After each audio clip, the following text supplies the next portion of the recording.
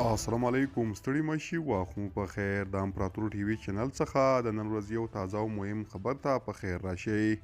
اسلامي امارت وايي د انجونو ښوونځیو او پوهنتونونو پرانیستلو هڅې روانې دي. اسلامي امارت وايي چې له شپږم ټولګي پورته د انجونو ښوونځیو او پوهنتونونو د پرانیستلو لپاره د حکومت په ستره کچه هڅې روانې دي. ذبیح الله مجاهد ویلي د انجونو پر مخ د پاتې ښوونځیو او همداراز د پوهنتونونو پرانیسته د هیوادوالو غوښتنه ده او په وینا یې سرپرست حکومت د خپلو خلکو غوښتنو ته پام لري.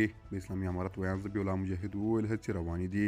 موږ معلومات لرو چې هڅې روانې دي، خو دا چې چارې یې کوم ځای ته رسېدلې دي زه یې نشم ویلی، ځکه د اړوندو وزارتونو موضوع او کله چې هغوی دې برخه کې پرمختګ وکړي ښایي په خپله یې رسنیي کړي.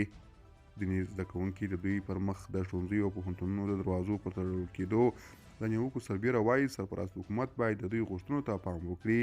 زده کوونکي مریم وویل موږ دا 2 کاله کېږي چې بې برخلیکه یو او په دې هیله یو چې زموږ ښوونځي او پوهنتونونه بیرته پرانیستل شي، خو هیڅ پایله نشته. له دولت څخه مو هیله ده چې د نجونو لپاره ښوونځي او پوهنتونونه پرانیزي. له دې سره سم د سازمانونو او افغان څیرو یو ډلې په پرانیستلیک کې په دیني مدرسو کې د نجونو د زده کړو په تړاو په افغانستان کې د ملګرو ملتونو د ځانګړي استازي څرګندونې غیر مسوولانه بللې دي.